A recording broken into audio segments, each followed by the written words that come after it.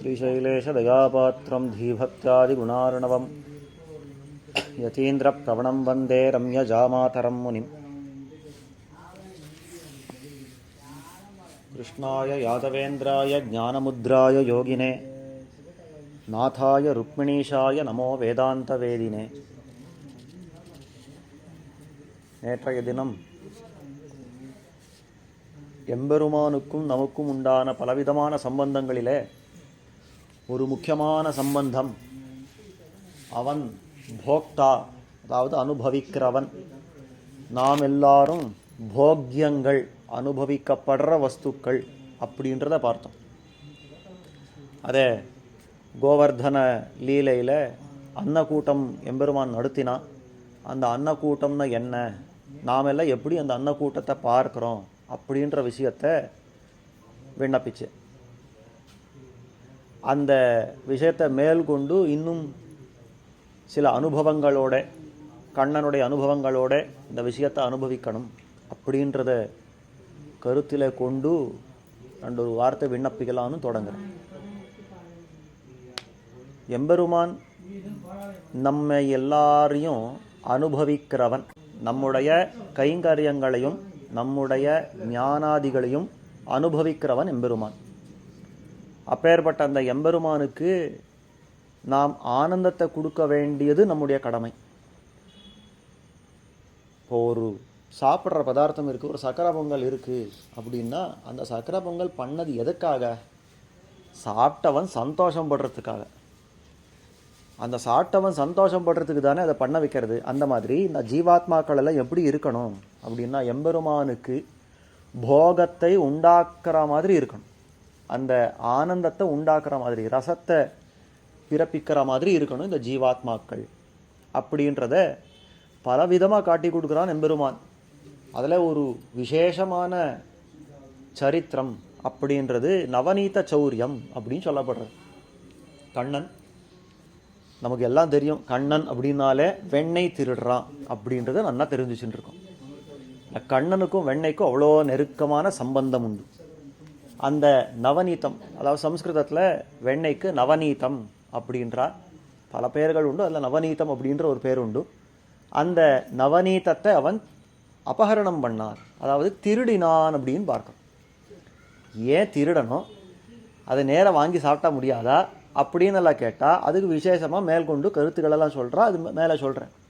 முதல்ல இந்த வெண்ணெயை வாங்கி சாப்பிட்டான்னு அது எப்படி வாங்கி சாப்பிட்டான் அப்படின்னா ஒருத்தர் ஒரு மாதிரி சொல்கிறா. அதாவது எத்தனையோ இடங்களில் இருக்கிறது, மகாபாரதத்தில் இருக்கிறது, ஹரிவம்சம் முதலான புராணங்களில் இருக்கிறது, விஷ்ணு புராணத்தில் இருக்கிறது, பாகவதத்தில் இருக்கிறது, இன்னும் எத்தனையோ ஆழ்வார்கள் ஆச்சாரியர்கள் எல்லாரும் ஒரு மாதிரி பாடி வச்சிருக்கா. நம்முடைய ஸ்ரீ வைஷ்ணவ சம்பிரதாயத்தில் ஒரு மகாச்சாரியர், பல மகனீயர்கள் அந்த ஆச்சாரிய பதவியை அலங்கரித்திருக்கிறார். அதில் ஒரு மகாச்சாரியர் நஞ்சியர் அப்படின்றவர் தன்னுடைய ஆச்சாரியரான பராசர பட்டரை போய் ஒரு நாள் கேட்டாராம், சுவாமி, இந்த கண்ணன் வெண்ணெய் திருடினான் அப்படின்றத இந்த புராணம் பார்த்தா இப்படி வர்ணிக்கிறது, அந்த புராணம் பார்த்தா வேற ஏதோ கதையாக சொல்கிறது, இந்த ஆழ்வார்னா வேற ஏதோ கதையாக சொல்கிறார், இந்த ஆச்சாரனா இன்னொரு கதையாக சொல்கிறார், எல்லாரும் ஒருத்தொருத்தர் ஆளாளுக்கு ஒருத்தொருத்தர் ஒரு மாதிரி சொல்கிறாளே, இதை நாம் எப்படி நம்புறது அப்படின்னு கேட்டாராம். அதுக்கு பராசர பட்டர், ஆச்சாரியரான பராசர பட்டர் அவர் சொன்னாராம், இது கண்ணன் ஒரு நாள் ஒரு இடத்துல வெண்ணெய் திருடி இருந்தால் இப்படி தான் திருடினான் எல்லாரும் ஒரே மாதிரியாக சொல்லுவான்.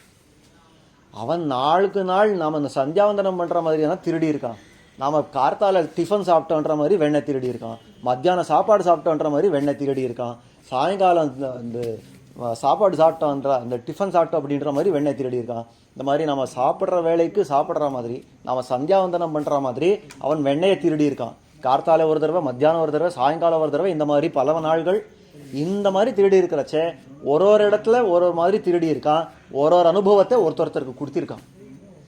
நான் இந்த மாதிரி இங்கே திருடி இருக்கேன்னு ஒருத்தனுக்கு காட்டுவான், நான் அந்த மாதிரி அங்கே திருடி இருக்கேன்னு மற்றவனுக்கு காட்டுவான். யார் அந்த விஷயத்தை பார்க்குறாளோ, அந்த அனுபவத்தை பெறாளோ, அவாவா அந்த மாதிரி பாடி போயிருக்கான். இப்படி தான் காட்டினாரா. அப்போ எந்த அளவுக்கு வெண்ணெயை திருடி இருக்கான்னு இந்த கண்ணன் அப்படின்றது நமக்கு தெரிய வருது. அப்பேற்பட்ட அந்த எம்பெருமான் அந்த வெண்ணெயை திருடின சரித்திரத்தை விசேஷமாக பல ஆழ்வார்களும் அனுபவிச்சிருக்கா. அதில் நம்முடைய சந்நிதியில் ஒரு விசேஷம் இதை அனுபவிக்கணும் அப்படின்றது அடியன் கருத்தில் கொள்றதுக்கு காரணம். அதாவது திருமங்கை ஆழ்வாருடைய சிறிய திருமடலில் ஒரு அனுபவத்தை கொள்கிறார். அதை அனுபவிக்கலாம்னு ஏன் சொல்கிறேன்னா, இந்த கோவிலை பாடின ஒரு ஆழ்வார், இந்த கோவிலை திவ்யதேசம் ஆக்கினார் அந்த திருமங்கை ஆழ்வார். இந்த திருவேளுக்கைன்னு இன்றைக்கி திவ்யதேசத்தை நம்ம அனுபவிக்கிறோம்னா, அந்த திருவேளுக்கை திவ்யதேசம் ஆறுத்துக்கு 2 ஆழ்வார்கள் காரணம். அதில் ஒருத்தர் திருமங்கை ஆழ்வார், அவர் பாசுரம் பாடியிருக்கார். அப்போ அந்த திருமங்கை ஆழ்வாருடைய பாசுரத்தை கொண்டே இந்த எம்பெருமான் எப்படி வெண்ணையை திருடினான் அப்படின்றத கொஞ்சம் அனுபவிக்கலாம்னு நினைக்கிறேன். அந்த சிறிய திருமடலில் ரொம்ப ஆச்சரியமாக காட்டுறார். பல இடங்களில் அவன் ரக்ஷா காரியங்கள், அவன் நம்ம எல்லாம் ரட்சிக்கிறதுக்கு எத்தனை எல்லாம் காரியங்கள் பார்க்குறான் அப்படின்றத பல இடங்களில் சொல்லிட்டே வரார். அவன் இந்த கோவர்தன மலையை தூக்கினது, இந்த கடலை கடைஞ்சது, இந்த மாதிரி பல இடங்களில் சொல்லிட்டு வரார். நேத்திக்கு ஒரு விஷயத்தை பார்த்தோம். கோவர்தன மலையை தன்னுடைய சுண்டு விரலில் தூக்கி நின்னான். எல்லாம் மொத்தம் ஊர் அதுக்குள்ளே அடங்கிடுச்சு. அது எல்லாத்தையும் 7 நாள் 7 ராத்திரி அந்த கோவர்தன மலையை தூக்கி அவர்களெல்லாம் ரட்சிச்சு கொடுத்தான். கல்மாரி காத்தான் அப்படின்ற. கல்மாரின்னா நாம் சாதாரணமாக இங்கே ஒரு ஜலத்தில் இந்த மழையை பெஞ்சாலே நாம் ஓடி போகிறோம். அங்கே வருஷித்தது கல். அது சாதாரணமான ஒரு அதாவது மழையில் அது கல்மாரி. அந்த கல்மாரியை கல்லெடுத்து காத்தான். கல்லெடுத்து கல்மாரி காத்தாய் என்னும் காமரு பூங்கச்சி ஊரகத்தாய் என்னும்னு பாசுரம் சொல்கிறேன். அப்போ இந்த கல்லெடுத்து கல்மாரி காத்தானே, இது இந்த கல்மாரி காத்தது ஒரு ரக்ஷணா காரியம் இல்லையோ, அதை தொடர்ந்து சொல்கிறபடியாலே இது இன்னைக்கு அனுபவத்துக்கு விஷயமாக கொள்ளலாம்னு நினைக்கிறேன். அதை சொல்கிறார். இந்த மாதிரி ரக்ஷணங்களெல்லாம் பண்ணுறான எம்பெருமான் எதுக்காக அப்படின்னா, இந்த ஒவ்வொரு ஜீவாத்மாவும் தன் பக்கத்தில் வரமாட்டானா, தான் அதை அனுபவிக்க மாட்டானா அப்படின்ற ஒரு ஆசை. அந்த மாதிரி இந்த ஜீவாத்மாக்களை ரட்சிச்சுட்டு, அது சரி நான் பண்ணதெல்லாம் பண்ணேன், நான் பண்ண வேண்டியதெல்லாம் பண்ணியாச்சுன்னு ஆறி இருப்பேனா, அதுதான் கிடையாது பெருமாளுக்கு. இன்னும் என்ன பண்ணலாம், இன்னும் என்ன பண்ணலாம். ஆழ்வார் சொல்கிறார், உன் அடியார்க்கு என் செய்வனே இருத்தினின்றார் ஆழ்வார். இந்த பக்தர்கள் இருக்கிறால இவருக்கு மேலும் கொண்டு மேலும் என்ன பண்ணலாம், எது நல்லதை பண்ணலாம்னு யோசனை பண்ணிட்டே இருக்கானா எம்பெருமான். ஆனபடியால் அவனுக்கு என்ன பேர்னா சர்வபூத சுஹൃத்து இப்படின்னு காட்டுறான் நம்முடைய ஆச்சாரியர்கள். எல்லாருக்கும் எது நன்மை எது நன்மைன்னு பார்த்துட்டே இருக்கான். அந்த மாதிரி நினைக்கிறச்சே அவன் ஒரு சரித்திரத்தை நடத்தி காட்டினார். அதாவது அதை காட்டுறாருங்க. ஆறாத தன்மையனாய் ஆங்கொரு நாள் ஆய்ப்பாடி இப்படின்னு ஆரம்பித்து அந்த கண்ணியில் ஒரு 3 கண்ணியில் இந்த விஷயத்தை காட்டுறான். இப்போ இந்த நாடகங்கள் எல்லாம் பார்த்துட்டே இருக்கச்சே விஷயங்கள் எல்லாம் சொல்லிட்டு இதெல்லாம் எங்கே பார்க்கலாம்னா, அன்னைக்கு ஒரு நாள் அப்படின்னு வேற ஒரு ஊருக்கு வேற ஒரு சீன் மாத்திரம் பாருங்க. அந்த மாதிரி இப்போ திருமங்கை ஆழ்வார் ஒரு சீன் மாத்திரார். ஆங்கொரு நாள் ஆய்ப்பாடி அப்படின்னு திருவாய்ப்பாடிக்கு நம்ம கொண்டு போகிறோம். அந்த திருவாய்ப்பாடியில் நடந்ததென்ன அப்படின்னா, யசோதை என்பாள் அந்த தாயார் இருக்கிறாள் இல்லையோ, அவள் நன்னா வெண்ணையெல்லாம் கடைஞ்சிட்டு இருந்தாள். இத்தனைக்கும் அந்த ஊரை ஆள்றவனுடைய மனைவி. அவள் போய் வெண்ணையை கடையணுமா சுவாமி, அவளுக்கு ஆள் இல்லையா, ஒரு 100 ஆள் இல்லையா, ஒன்றும் இல்லாத நமக்கே அத்தனை ஆள்கள் வச்சுட்டு நம்ம காரியம் பார்க்குறோமே, அவள் ஊழிய ஆள்றவோ அவளுக்கு ஆள் கிடையாதா, அவள் ஆள் வச்சு இந்த வெண்ணையை கடைய முடியாதான்னா, இல்லை என்னதான் ஆள் வச்சுருந்தாலும் என்னதான் பணத்தை சம்பாதிச்சு வச்சுருந்தாலும் நம்முடைய சந்தியாவந்தனாதி கர்மங்களை நாம் தானே பண்ணணும். எனக்கு பசிச்சா நான் தானே சாப்பிடணும். நான் ஆள் வச்சிருக்கேன் அப்படின்றபடியால் எனக்கு பசிச்சது நீ சாப்பிடுன்னு சொல்ல முடியுமா? அந்த மாதிரி இந்த வெண்ணெய் கடையிறதுன்றது ஒரு தர்ம காரியம். அதாவது வர்ணாசிரம தர்மத்துக்கு சேரக்கூடிய ஒரு காரியம். ஆனபடியால் ஆள் வச்சு அந்தி தொழ முடியாதுன்றார் ஆச்சாரியர். அதாவது ஆள் வச்சு சந்தியாவந்தனம் பண்ண முடியாது. அந்த மாதிரி இவன் எத்தனை பணக்கார இருந்தாலும் இந்த யசோதை தானே வெண்ணெய் கடைவலாம். அந்த வெண்ணெய் கடையிறச்சே எப்படி கடைவா அப்படின்னாக்கா அதை காட்டுறாருங்க. அதாவது ஆங்கொரு நாள் ஆய்ப்பாடி சீரார் கலையல்குல் சீரடி செந்துவர்வாய் வாரார் வனமுலையாள் மத்தார பத்தி கொண்டு. இப்பேற்பட்ட அந்த யசோதை அவளுடைய வர்ணனையெல்லாம் இருக்கிறது. அதாவது அவளுக்கு இடுப்பு எப்படி இருக்கிறது, அவளுடைய திருவடி எப்படி இருக்கிறது அப்படின்னு எல்லாம் வர்ணிக்கிறார். ஏன் வர்ணிக்கிறார்னா, கண்ணனுடைய திருவடிப்பட்ட இடங்களில் கிடக்கில் தொட்டில் கிளிய உதைத்திடும், எடுத்துக்கொள்ளில் மருங்கை இருத்திடும் அப்படின்னு ஆழ்வார் பாடுறார். அதை அந்த கண்ணனை தொட்டிலில் போட்டால் அந்த தொட்டிலில் கிழிஞ்சு போகிற மாதிரி பூர்த்தியாக அதை உதச்சி போட்டுடுறான். ஐயோ இந்த தொட்டிலில் விட்டால் இது ஆறாது அப்படின்னு தான் கையை இடுப்பில் எடுத்துண்டா, அந்த குழந்தை எடுத்துண்டா அந்த இடுப்பு இறுக்கி பிடிச்சி போனான். ஐயோ இப்படி பிடிச்சிக்கிறதே அப்படின்னு அதை அணைச்சி கட்டிண்டா போட்டு அந்த வயிறில் உதைப்பனான். ஐயோ இந்த மாதிரியெல்லாம் பண்ணுறது இந்த குழந்தை அப்படின்னெல்லாம் நிறையா அந்த அனுபவிப்பா அப்படின்னு காட்டுறாள். அப்போ இந்த திருமேனியெல்லாம் தொட்டு தொட்டு கண்ணன் தன்னை திருவடியால் தீண்டின திருமேனியோ இல்லையோ, அந்த திருமேனிக்கு ஒரு பாசுரங்கள் இட்டு காட்டுறார். அப்பேற்பட்ட சோபனமான திருமேனியோட கூடின அந்த யசோதை மத்தார பத்தி கொண்டு பெரிய மத்த அவள் கடையிறான். இன்றைக்கும் வடக்கே போனால் தயிர் கொடுப்பா. தயிர் கொடுப்பான்னா எப்படி இருக்கும்? ஏதோ நம்ம ஊரில் பேக்கெட்டு தயிர் அப்படின்னு கொடுக்காள் அப்படி இருக்குமானா? இல்லை, கிடையாது. சட்டியில் கொடுப்பா. அந்த சட்டியில் தயிர் எடுக்கணும்னா ஒரு கத்தியை போட்டு தான் அந்த பீஸாக எடுக்கணும். கேக்கு மாதிரி கட்டு பண்ணி எடுக்கணும். அந்த மாதிரி இருக்கும் இந்த தயிர். இந்த தயிர் கடையிறது நம்ம ஊர் தயிர் கடையிறதுக்கே நமக்கு போரும் இருக்கும். அப்போ அந்த கெட்டி தயிரை நம்ம எப்படி கடையிறது? ஆனால் யசோதை எப்படி கடைஞ்சிருக்காளே, அதை கடையிறதுக்கு எப்படி இருக்கும்னா அந்த மத்தை இந்த தூணாட்டம் இருக்குமா. இன்றைக்கும் அங்கே விருந்தாவனத்துக்கு போனால் கண்ணன் இருந்த இடம், அவன் வாசம் பண்ணின இடம், அந்த யசோதை தயிர் கடைஞ்ச இடம் ததிமந்தன் ஸ்தல் அப்படின்னு காட்டுறா. இன்றைக்கி அந்த விருந்தாவனத்துக்கு போனால் ததிமந்தன் ஸ்தல் அப்படின்னு காட்டுறா. எல்லாரும் போனால் அவசியமாக சேவிங்கோ. அந்த இடங்க போனால் ஒரு பெரிய ஒரு குழி மாதிரி இருக்கும். நமக்கு தோணும் இது ஏதோ நிலத்தில் விழுந்த குழி அப்படின்னு நமக்கு தோணும். ஆனால் நிஜமாவே என்ன தெரியுமா, அது ஒரு பெரிய கடாரம். அதில் தயிர் போட்டு கடைவாளா யசோதை. நமக்கு ஆச்சரியம் இருக்கும்.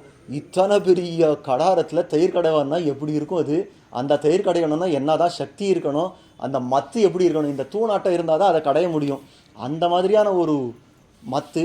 அதை வச்சு அவர் மத்தார பற்றி கொண்டு ஏறார் இடனோவா, அதை சொல்கிறார். ஏறார் இடனோவா எத்தனையோர் போதுமா. இடுப்பெல்லாம் வலி வந்துடுறது பாவம் அந்த யசோதைக்கு. அதை கடைறா, அப்படி உசு உசு அப்படின்னு கடைறா. அந்த வலி போக்குறதுக்கு ஏதோ ஆடுறா ஏதோ பண்ணி அந்த அந்த வெண்ணெயில் கடையிற காலத்தில் சீரார் தயிர் கடைந்து வெண்ணெய் திரண்டதனை. எப்படியோ கடைஞ்ச சீரார்னா அவ்வளோ அற்புதமாக நல்ல ரசத்தோட கூடின அந்த தயிர், அதில் இருக்கிற அந்த வெண்ணெயெல்லாம் திரண்டு எடுத்துட்டா. அந்த வெண்ணெயெல்லாம் இப்போ காக்கணும். அதுதான் பெரிய பொறுப்பாக போச்சு அவளுக்கு. சந்தியாவந்தனம் பண்ணுற மாதிரி இந்த வெண்ணெய் கடையிறது, தயிர் கடையிறதானா எப்படியும் போயிடுது, போக்கிடலாம். அதுக்கப்புறம் வெண்ணெய் காக்கிறது இருக்குது பாருங்கோ, ரொம்ப ரொம்ப கஷ்டமான காரியம். ஏன்னா பின்னையே அந்த தத்துவம் தூங்கியிருக்கு. கிருஷ்ணன் கண்ணன்றது அங்கே பின்னையே தூங்கியிருக்கு. அது அது அதை கையில் எப்படி காக்கிறது? அதாவது நம்ம ஆற்றுல இங்கே எங்கேயாலும் ஒரு எலி இருக்கும். நம்ம பண்ணதெல்லாம் பண்ணி வச்சுருவோம். நாளைக்கு பெருமாளுக்கு எல்லாம் பண்ணணும், எல்லாம் பண்ணி வச்சுருவோம். அது பெரிய விஷயம் இல்லை, அதெல்லாம் கஷ்டம் இல்லை. அந்த ராத்திரி எப்படி கழியறதுன்றதா பெரிய கஷ்டமாக போய்டும் நமக்கு. அந்த எலி வாயில் அது சிக்கிக்காமல் அது எப்படி கழியறது அப்படின்னு நமக்கு பாடாக போய்டும். அந்த மாதிரி கண்ணனை எலியாக சொன்னேன்னு அப்படின்னு நினச்சிக்க வேண்டாம். ஆனால் அது என்ன பண்ணுறது, கண்ணனாட்ட எலி இப்படின்னு வச்சுக்கோங்க. அப்போ இந்த கண்ணனும் இந்த வெண்ணெய் திருடுறதுலையே மனசாக இருக்கிறானோ இல்லையோ, அந்த மாதிரி இந்த வெண்ணெய் திருடுறதுக்கு இது இருக்கிற கண்ணன் கிட்ட எப்படி காக்கிறதுன்னு யோசனை பண்ணாலாம். பண்ணால் அவளுக்கு ஒரு ஐடியா வந்தது. இந்த வெண்ணெயெல்லாம் ஒரு பாத்திரத்தில் வைக்கணும். நித்தியமே வைக்கிற பாத்திரத்தில் வச்சுவிட்டா ரொம்ப சுலபமாக தெரிஞ்சிடுவோம். ஏன்னா அந்த வாசனை உண்டு இல்லையா, வெண்ணெய் வாசனை. இப்போது ஏதான ஒரு பொருள் ஏதான ஒரு இடத்துல வைக்கிறோன்னா அந்த பாத்திரத்தில் நெடுநாளாக அந்த அந்த வெண்ணெயோ மொத்தம் உண்டான திரவியத்தை அதில் வச்சா அந்த வாசனை ஏறிடும். அந்த பாத்திரத்தில் ஏறணும் இல்லையா அந்த வாசனை. அது ஒரு 4 தடவை அழுந்தாலும் 5 தடவை அழுந்தாலும் அந்த வாசனை மட்டும் அப்படியே இருந்துகிட்டே இருக்கும். அவ்வளோ நாள் வச்சுட்டா அந்த வாசனை இருந்துகிட்டே இருக்கும். யசோதை பார்த்தாளா, இந்த வாசனை பிடிச்சி தானே இந்த கண்ணன் வரா, இந்த பாத்திரம் தான் அப்படி வரா, ஒன்று பண்ணுவோம், இந்த பாத்திரத்தை மாற்றிடுவோம், வேறு ஏதோ அரிசியோ வேறு ஏதோ ஒரு வைக்கிற பாத்திரத்தில் வெண்ணெய் வச்சுடுவோம். அவனுக்கு தெரியவே தெரியாது. எவ்வளோ ஜாகிரதை சாமர்த்தியமாக காரியம் பார்க்குற பாருங்க இந்த யசோதை. கண்ணனுக்கே இந்த சாமர்த்தியம்னா அவளுக்கு தாயார் இவளுக்கு சாமர்த்தியம் இருக்காதா? அவன் சொல்கிறான், இந்த பாத்திரத்தை மாற்றி வச்சுடுவோம். அதை காட்டுறா. சீரார் தயிர் கடைந்து வெண்ணெய் திரண்டதனை வேறார் நுதல் மடவாள் வேறோர் கலத்திட்டு. அப்படி வேர்த்து கொட்டு உசப்பா அப்படின்னு எல்லாம் அந்த வெண்ணெயை கடைஞ்சி வேறோர் கலத்திட்டு, வேற ஒரு கலம்னா ஒரு பாத்திரம், வேற ஒரு பாத்திரத்தில் மாற்றினாளா யசோதை. வேற திரவியத்தை விற்கிற இடத்துல வெண்ணெயை விச்சுட்டு இதையும் நம்ப முடியாது. வேற பாத்திரத்தில் விச்ச மாதிரத்துக்கு நான் நம்ப முடியுமா? இதை எங்கே ஜாகிரதைப்படுத்தணும்னா இங்கே மேலே கட்டணும். நாரார் உரியேத்தி நன்கமய வைத்ததனை. நன்னா உரி ஏற்றி கட்டணும். இப்போ ஸ்ரீ ஜெயந்தியில் நம்ம பார்த்தோமே அந்த உரி கட்டுறது, உரி அடி அப்படின்னு நம்ம பார்க்குறோமே, இதெல்லாம் எங்கே நடந்ததுன்னா அன்னைக்கு கண்ணன் அந்த உரியில் வெண்ணெய் திருடினா. அந்த விஷயத்தை நினைவு ஊட்டுறதுக்கு தான் இந்த உற்சவங்களெல்லாம் நம்ம நடத்துகிறோம். அப்போ அந்த உரியை கட்டினாலே அது எப்படி இருந்துச்சுன்னா நாரார் உரியேத்தி, அந்த நாரெல்லாம் வச்சு அந்த உரியை கட்டியிருக்கா. எந்த அளவுக்குன்னா ஒரு கொசு உள்ளே போகணுன்னாலும் யசோதையை கேட்டு உள்ளே போகணுமா, அந்த அளவுக்கு கட்டி வச்சிருக்கா அந்த உரியை. அந்த இந்த கண்ணனுடைய விரலெல்லாம் உள்ளே விடவே முடியாதுன்ற அளவுக்கு கட்டி வச்சிருக்கா. நாரார் உரியேத்தி. அது மேலே நன்கமய வைத்ததனை. என்ன நன்கமய வைத்ததனை? இன்றைக்கி நம்ம பூட்டுறச்சே, ஆஹா இந்த பூட்டு அந்த பூட்டு இத்தனை லாக்கு செக்யூரிட்டி எல்லாம் இருக்குது, அப்படி 7 லிவர் லாக்கு, திண்டுக்கல் பூட்டு அப்படின்னெல்லாம் நம்ம சொல்கிறோமே, அன்றைக்கி என்ன இருந்து அப்படின்னா அன்றைக்கே ஒரு விஷயத்தை பார்த்துருக்குறா. அதாவது இந்த நாரெல்லாம் கட்டுறச்சே சேமத்துக்கு ஒரு கயிறு அப்படின்னு விடுவாளாம். அந்த சேமத்துக்கு கயிறுன்னா வேற என்ன, அதாவது இவாளுக்கு மட்டும் தெரியும் அந்த கயிறு எப்படி இருக்கும்னு. அந்த வெண்ணெய் திருடுறவா எங்கேயானா தப்பி தவறி தெரியாமல் அதை கையில் வச்சுட்டா அந்த சேம கயிறு அங்கே இருக்கிற இடத்துல வேண்டிய இடத்துல இருக்காது, அது எப்படியும் களைஞ்சிடும் இல்லையா. அப்போ அது களைஞ்சாலே இவள் தெரிஞ்சு போயிடும், இது இருக்கிற இடத்துல இல்லைன்னா யாரோ இதில் கை வச்சிருக்கான்னு நல்லா தெரிஞ்சு போயிடும். அந்த செக்யூரிட்டி ஃபீச்சரோடு வச்சிருக்காளா நன்கமய வைத்ததனை. அந்த மாதிரி அந்த உரியில் ஏற்றினதுக்கப்புறம் அவள் என்ன பண்ணான்னா, நாரார் உரியேத்தி நன்கமய வைத்ததனை போரார்வேல் கண்மடவாள் போந்தனையும் பொய்யுறக்கம்.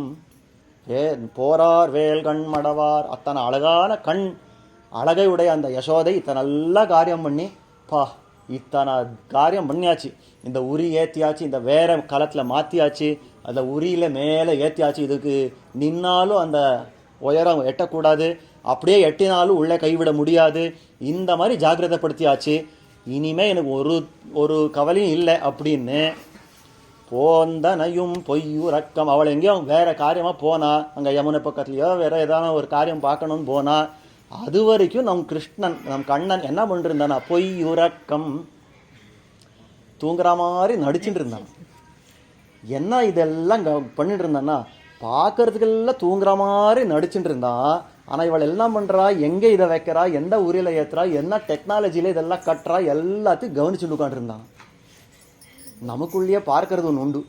தூங்குறச்சே சில பேர் கண் பூர்த்தியாக மூடாது, அரைக்குறையாக மூடின மாதிரி இருக்கும். பார்க்குற வாழ்க்கையில் இதெல்லாம் கண் விட்டுன்னு தூங்குறாளா அப்படின்னு தோணும். ஆனால் அவளுக்கு ரொம்ப ஆழ்ந்த தூக்கத்தில் இருப்பாள். யசோதையனோ அந்த மாதிரின்னு நினச்சுட்டா போல், இது பாதி கண்ணை திறந்து அப்படி தூங்குற காலத்தில் இது அப்படி கண்ணை விட்டு தூங்குற ஜாதி இப்படின்னு நினச்சுட்டா போல். ஆனால் இது என்ன பண்ணிதுன்னா, அது தூங்குறச்சேவே இதெல்லாம் பார்த்துன்னு உட்காந்துருத்தா, இப்படி தான் ஏற்றுறாளா, இப்படி தான் எடுக்கணுமா, இப்படி தான் வாங்கணுமா, எல்லாத்தையும் பார்த்து உட்காந்துருந்துது தத்துவம். எல்லாம் பார்த்ததோ இல்லையோ அதை சொல்கிறார் அடுத்தது.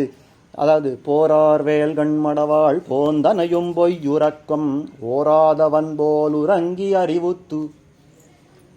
சரி யசோதை கிளம்பினாளா அப்படின்னு ஒரு ஓர கண்ணால் பார்த்தானா. யசோதை கிளம்பியாச்சு. கிளம்பினான்னு உடனே ஓடிப்போய் இந்த உரியில் கை வச்சுடலாமோ இல்லையா, ஓடலை. என்ன பண்ணானா, நிதானமாக எழுந்தானா. ஓராதவன் போல் உறங்கி அறிவுத்து.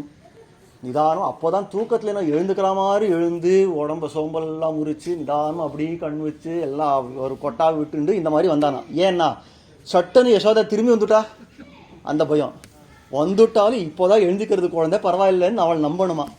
ஆனபடியாலே ஓராதவன் போல் உறங்கி அறிவுத்து. அதை காட்டுறார். தாரார் தடன் தோள்கள் உள்ளளவும் கை நீட்டி. என்ன சாமர்த்தியம் பாருங்க. ஒரு கொசு கூட உள்ளே போகாத அளவுக்கு அந்த நார் உரி அந்த கட்டியிருந்தா, அதில் இவன் என்ன விட்டான்னா ஒரு விரல் விடல, பூர்த்தி தோளை கையில் உள்ளே விட்டான். தாரார் தடன் தோள்கள் உள்ளளவும் கை நீட்டி. தாரார் தடன் தோள்கள், நல்ல ஹாரங்களெல்லாம் சாத்தியிருக்கிறா, நல்ல திருவாபரணங்களெல்லாம் சாத்தியிருக்கா. அந்த தோளில் எவ்வளோ அழகான திருமேனி. அந்த தோள் முழுக்க கையில் உள்ளே விட்டானா. விசாரிச்சா நம்ம ஆச்சாரியாள் எதனால தோல் முழுக்க உள்ளே விட்டா. கை இப்போ வெண்ணெய் சாப்பிடணுன்னா எண்ணெய் அந்த பாத்திரம் இருந்தால் என்ன பண்ணணும்னா, கை எத்தனை போகிறதோ அத்தனை எடுத்து சாப்பிடணும். இவன் என்னன்னா கை மட்டும் இல்லாமல் தோல் வரைக்கும் கை உள்ளே விட்டானே. எதுக்காக அப்படின்னாக்கா அவனுக்கு ஒரு யோசனையா, கையில் எடுத்துட்டா இவ்வளோ தான் வரும், தோல் வரைக்கும் விட்டு இவ்வளோ வருமோ இல்லையோ அப்படின்னு யோசனையா. ஆனபடியாலே தாரார் தடன் தோள்கள் உள்ளளவும் கை நீட்டி ஆறாத வெண்ணெய் விழுங்கி. ஆறாத வெண்ணெய் விழுங்கி. அந்த வெண்ணெயை சாப்பிட்றான். எந்த வேகத்தில் சாப்பிட்றான்னா, உள்ளே இங்கே போட்டுட்ட வெண்ணெய் எது, உள்ளே இறங்கிட்டு இருக்க வெண்ணெய் எது எதுவும் தெரியாது, அந்த வேகத்தில் போகிறது. அந்த உரியில் அந்த குடத்தில் வச்சிருக்கிற மொத்தம் வெண்ணையும் இவள் வரத்துக்குள்ளே சாப்பிட்டு ஆகணும். ஆனபடியால் கப கப கப கப கப கப சாப்பிட்டுட்டே இருக்கான். ஆறாத வெண்ணெய் விழுங்கி.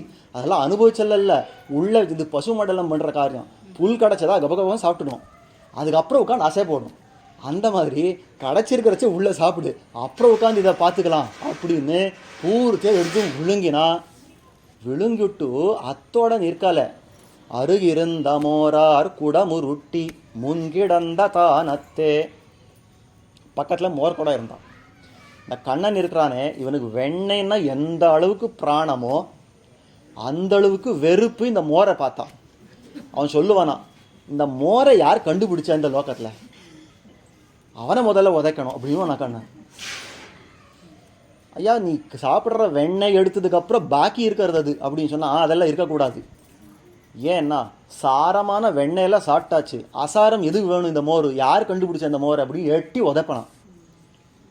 பெரியவா சொல்லுவா, ஸ்ரீ ஜெயந்தி இந்த கண்ணனுக்கு காட்டுறா இல்லையா, எல்லாத்தையும் கை காட்டுறா இல்லையா, மறந்தும் மோர் அந்த பக்கத்தில் வைக்காதீங்கோ, கெட்டி தயிரா வைங்கோ அப்படின்வான். ஏன்னா அவனுக்கு கெட்டி தயிர் தான் பிடிக்குமே இல்லையா, கொஞ்சம் ஜலம் சேர்த்து மோர் பண்ணான்னா பிடிக்கவே பிடிக்காது. அந்த வெண்ணெய் எடுத்ததுக்கப்புறம் மோர் காட்டினான்னா பிடிக்கவே பிடிக்காது. ராமனுக்கு நேர் எதிர், அவனுக்கு நீர் மோர், கண்ணனுக்கு கெட்டி தயிர். இந்த மாதிரி இருக்கிறதுல இந்த மோரார் குடம், இந்த பக்கத்தில் இந்த மோர் இருக்கிற குடத்தை பார்த்த உடனே வந்தது கோவம், எட்டி உதச்சா. மோரார் குடமுருட்டி முன்கிடந்த தானத்தே. முன்கிடந்த தானத்தை நான் எங்கே முன்னாடி படுத்துட்டு இருந்தானோ அந்த இடத்துல போய் திரும்பி படுத்துட்டா. இதெல்லாம் பண்ணுறச்ச எப்படி படுத்துண்டா அப்படின்னு காட்டுறான். ரொம்ப ஆச்சரியமாக காட்டுறான். அந்த இடத்துல இவன் அந்த உரிக்கு அந்த உரியை தொடணும் அப்படின்றபடியால் ஏதோ ஒரு ஏணியோ வேறு ஏதாவது ஒரு மூட்டையோ ஏதாவது வச்சு மேலே ஏறிப்பா இல்லையா, அங்கேனா எடுத்து அந்த மோர் கூடத்தை தட்டணும்னு பார்த்தா தட்டுறச்ச கால் தவறி விழுந்துட்டான்.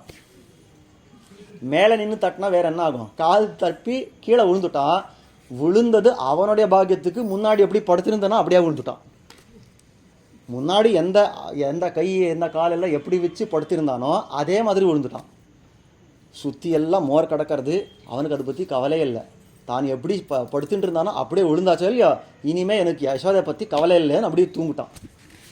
அவனுக்கு என்ன யோசனைன்னா, யசோதை இப்போ வந்தாலும் வேற யாரோ வந்து சாப்பிட்டு போயிருக்கான், நான் இப்படியே தூங்கியிருக்கேன், நான் மோர்லெல்லாம் தோஞ்சு போயிருக்கேன் அப்படின்னு ஒரு எண்ணம் வரணுமா. அந்த மாதிரி முன்கிட அந்த தானத்தே அதை சொல்கிறார். ஓராதவன் போல் உறங்கி அறிவுத்து. அதாவது மோரார் குடமுருட்டி முன்கிடந்த தானத்தே ஓராதவன் போல் கிடந்தானை கண்டவளும். இந்த மாதிரி அவன் சயனிச்சுட்டானோ இல்லையோ, படுத்துட்டானோ இல்லை, இந்த மோரில் எல்லாம் தோஞ்சு அவன் பாயெல்லாம் ஈரமாக இருக்கிறது, அவன் மேலேயே மோரெல்லாம் இருக்கிறது, இதெல்லாம் எதுவும் கவலையே படாமல் அப்படியே தூங்கியிருக்கானா. யசோதை வந்தா பார்த்த உடனே திக்குன்னு இருந்து, ஐயோ பாவம், அவள் எப்படி விட்டு போயிருந்தா, வந்த உடனே எப்படி மாறிடுத்து இந்த வீடு அப்படின்றது பார்த்து ஷாக் ஆகிட்டா அந்த யசோதை. மோரெல்லாம் அப்படி கொட்டி கிடக்கிறது, அங்கே உரி பார்த்தா அது வெண்ணெய் காணோம், எதுவுமே காணோம். நான் விச்ச மாதிரி இல்லையே, நான் எங்கள் வீட்டுக்கு தான் வந்தேனான்னு சந்தேகம் வந்துடுத்து, அந்த அளவுக்கு ஆக்கி வச்சுருக்கேன் இந்த வீடு. அதை சொல்கிறாருங்க கண்டவளும். அதை என்ன சொல்கிறாருன்னா, ஓராதவன் போல் கிடந்தானை கண்டவளும் வாராத்தான் வைத்தது காணாள்.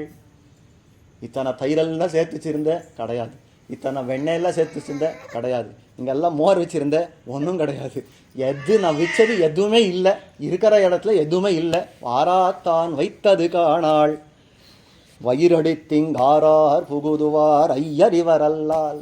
வயிறடிச்சுக்கிற ஐயோ யார் இங்கே வந்துடுவா, இந்த கண்ணனை தவிர வேற இங்கே யார் வரத்துக்கு ஆள் உண்டு, நீராம் இதும் செய்தீர். கண்ணனை கேட்குறா, நீதானே இதை பண்ண, நீதானே இந்த காரியத்தை பண்ண அப்படின்னு கேட்குறா.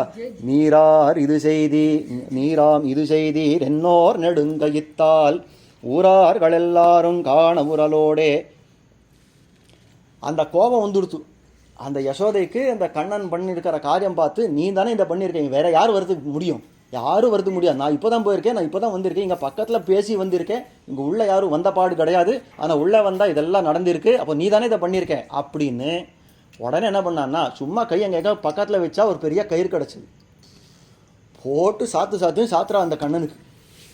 அதை சொல்கிறாருங்க, நீராம் இது செய்தீர் என்னோம் நெடுங்கயித்தால் ஊரார்கள் எல்லாரும் காண உரலோடே தீரா வெகுளியாய் சிக்கனவார் தடிப்பா. தீரா வெகுளியாய் வியாக்கியானத்தில் காட்டுறார், அங்கோர் நரசிம்மாவதாரம் நடந்தது. என்ன நரசிம்மாவதாரம்னா, யசோதைக்கு நரசிம்மனாட்டம் கோபம் வந்துருத்தான். இந்த கண்ணன் என்ன படுப்பாவி, என்ன காரியம் பண்ணுறா, எத்தனை பாடுபடுத்துறா என்ன அப்படின்னு அந்த கோபத்தோட தீரா வெகுளியாய், அந்த கோபம் தடுக்கவே முடியல யசோதையால். சிக்கன வார் தடிப்பா, போட்டு அந்த கயிறில் அப்படி போடுற அந்த கண்ணனுக்கு.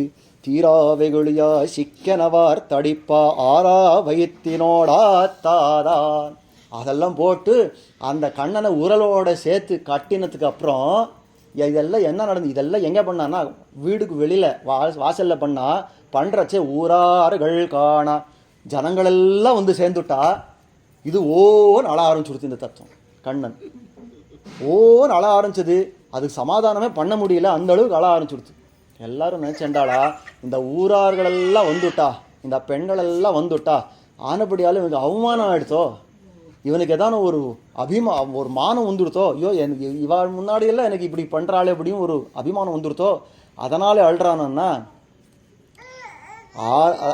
அதை மேலே காட்டுறார். ஆறா வயிற்றினோடா தாதான் அவனுக்கு அவன் கவலை, அதாவது சொல்கிறாளோ இல்லையா அவளுக்கு அவள் கவலை அப்படின்றாளோ இல்லையா, அந்த மாதிரி கண்ணனுக்கு என்ன கவலைன்னா ஊரார்களெல்லாம் இங்கே நிற்கிறா, பெண்களெல்லாம் இங்கே நிற்கிறா, எனக்கு எத்தனை நல்ல ஆப்பர்ச்சுனிட்டி நீங்கள் கட்டி போட்டிருக்காளே, நான் என்ன பண்ணுவேன், இது அவனுக்கு கவலை. இதை வியாக்கியானத்தில் காட்டுறச்சு ரொம்ப ஆச்சரியமாக காட்டுறா. ஒரு திருநாளிலே ஒருத்தனை சிறை வைத்தார் போலேன்ற பெரிய உற்சவம், ஒரு பெரிய உற்சவம், ஒரு வைகுண்ட ஏகாதசி உற்சவம் நடக்கிறது, ஒரு பிரம்மோற்சவம் திருத்தேர் நடக்கிறதுன்னா ஜெய ஜெய ஜெய ஜெயன்னு எத்தனை பேர் வந்து சேர்றான். அந்த காலத்தில் ஒரு திருடனை ஜெயிலில் வச்சா அவனுக்கு எத்தனை பரிதாபமாக இருக்கும். அவனுக்கு ஜெயிலில் உட்காந்துருக்கேன்னு பரிதாபம் இல்லை, அத்தனை பேர் அங்கே இருக்காளே எனக்கு ஆப்பர்ச்சுனிட்டி மிஸ் ஆச்சே, ஒரு செயின் ஸ்நாச்சிங்கு ஒரு பிக் பாக்கெட் பண்ணுறது ஆப்பர்ச்சுனிட்டி மிஸ் ஆச்சேன்னு அவனுக்கு ஒரு பரிதாபமும் இல்லையா. அந்த தாபம் தான் கண்ணன் பட்டான். ஊரார்களெல்லாம் இங்கே நிற்கிறான், பெண்களெல்லாம் நிற்கிறா, அவ வீட்டில் அத்தனை வெண்ணெய் கிடக்கிறது, எதுவுமே எதுவுமே கை கிடக்கலையே, எல்லாம் தப்பி போச்சேன்னு அழுறானா. ஆறா வைத்தினோடா தாதான் என்னமா அனுபவம். அப்போ இந்த வெண்ணெய் அப்படின்றத இந்த அளவுக்கு அனுபவிச்சிருக்கானே, அதை கேட்குறான ஆச்சாரியால் எதனாலே, ஏன் வேற ஒரு விஷயத்தை எடுத்து அவன் அனுபவிக்க வேண்டாவா? ஏன் சர்க்கரை கொடுத்தா வேண்டான்றதா, வெல்லம் கொடுத்தா வேண்டான்றதா, தயிரியே எடுத்துனா வேண்டான்றதா, எதுக்காக இந்த வெண்ணெயில் இந்த பாடுபடுறா இவன் அப்படின்னா வேற ஒன்றும் இல்லை. வெண்ணெய் தன்னடைய இருக்கிற வஸ்து இல்லை, கடைஞ்சி எடுக்க வேண்டிய வஸ்து. நமக்கு நேராக கண்ணுக்கு தெரியாதது. பாலை பார்த்தா இல்லை வெண்ணெய் இருக்குதுன்னு நமக்கு தெரியுமா? அப்புறம் நான் எல்லாம் கடைஞ்சி எடுக்கிறோன்றது வேற தெரிஞ்சுக்கலாம். பாலை பார்த்தா இதுதான் வெண்ணெய்ன்னு காட்ட முடியுமா? முடியாது. தயிரை பார்த்தா இது வெண்ணெய்ன்னு காட்ட முடியுமா? முடியாது. இந்த மாதிரி அதுக்குள்ளே இருக்குது, ஆனால் கண்ணுக்கு தெரியாது அப்படின்னு இருக்கா இல்லையோ. அப்போ அதனுடைய சாரம் அப்படின்னு இருக்கா இல்லையோ, அந்த சாரமான விஷயத்தில் அவனுக்கு நோக்கு. அப்போ இந்த உடம்பு இருக்குது, இதுக்குள்ளே ஆத்மான்னு நாம் தெரிகிறோமா? தெரிய மாட்டோங்க. அந்த உடம்புக்குள்ளே இருக்கிற ஆத்மா மாதிரி பார்க்குறானா வெண்ணையை. இந்த உடம்புல ஆத்மா எப்படி மறைஞ்சு கிடக்கிறதோ அந்த மாதிரி இந்த பால் தயிருக்குள்ளே இருக்கிற வெண்ணெய் அது மறைஞ்சு கிடக்கிறது. இந்த ஆத்மா பேரில் எத்தனை போகமோ அவனுக்கு அத்தனை போகம் இந்த வெண்ணெய் பேரில். இப்போ இந்த வெண்ணெய் எதுக்காக ஆசைப்படுறான்னா ஆத்மாவுக்காக, ஜீவாத்மாவை அனுபவிக்கிற மாதிரி வெண்ணெய் அனுபவிக்கிறான். சரி சுவாமி, ஊருக்கே ஒரு பெரியவன், அதாவது ஊரை ஆள்றவனுடைய பிள்ளை, அவன் கேட்டால் கிடைக்காத வெண்ணையா? எதனால திருடணும்?